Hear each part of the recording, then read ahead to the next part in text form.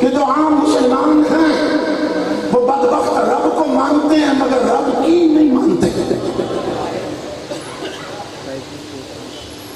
جو عام مسلمان ہم جیسے مسلمان وہ رسول کو مانتے ہیں, رسول کی نہیں مانتے. یہاں کوئی بیٹھا ہے جو کہے میں رب کو نہیں مانتا؟ کوئی مائیں بہنوں بیٹیوں میں سے کوئی ہے جو کہے میں رسول کو نہیں مانتی؟ جس سے پوچھو رب کو بھی مانتا ہے, رسول کو بھی مانتا ہے. مگر ہماری بدبختی یہ ہے کہ ہم رب رسول کی نہیں مانتے, کی نہیں مانتے.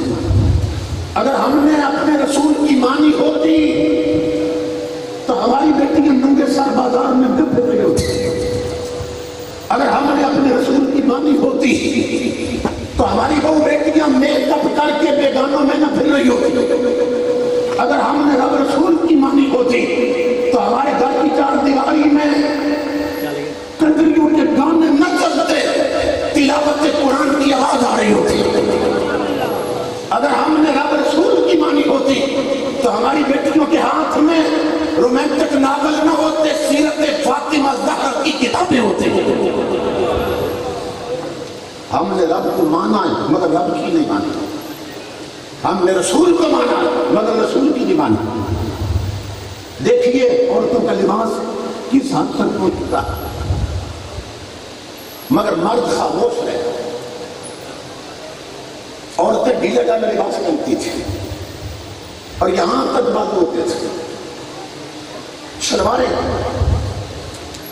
اور وہ بھی ڈھیلی ڈالی. کیوں؟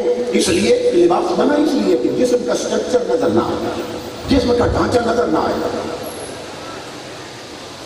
پرانے وقتوں کی عورتیں آج بھی آپ دیکھتے ہیں اور اوپر موٹی چادریں.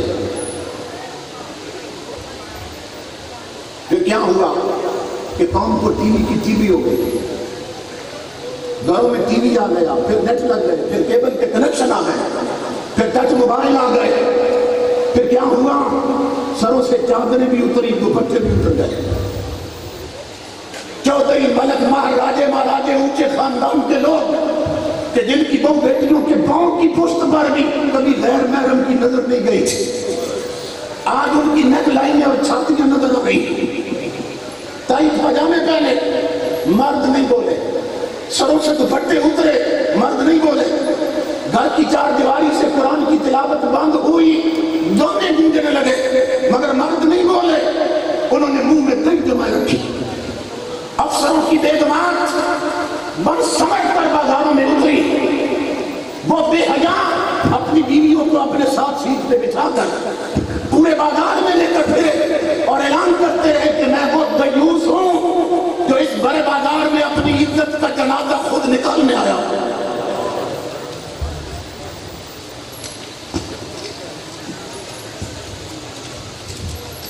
گھر سے دین نکلتا رہا, عورتوں کے دوپٹے اترتے رہے, ڈھیلی ڈالی شلواریں اتری, ٹائٹ پاجامے آ گئے, کھلے لباس اتر گئے اور ٹائٹ لباس پہنا. بازو ختم ہوتے ہوتے عورتوں کے کاندھے تک ننگے ہو گئے. اور پوچھو تو مسلمان ہے, خامد کون؟ مسلمان. میں حیران ہوتا ہوں یہ ملک کس کا ہے؟ مسلمانوں کا. امام الانبیاء کا غلام. گھروں میں کون ہے؟ مسلمان. بازاروں میں کون ہے؟ مسلمان. کچہریوں میں کون ہے؟ مسلمان. عدالتوں میں کون ہے؟ مسلمان. اسمبلی میں کون بیٹھے ہیں؟ مسلمان. جب سے ہم نے ہوش سنبھالی ہے ملک کے حکمران کون بنتے گئے؟ ایوب خان کون تھا؟ مسلمان. یحییٰ خان کون تھا؟ مسلمان. بھٹو کون تھا؟ مسلمان. ضیاء الحق کون تھا؟ مسلمان. اس کے بعد میں نوید کون تھی؟ مسلمان. نواز شریف کون؟ مسلمان.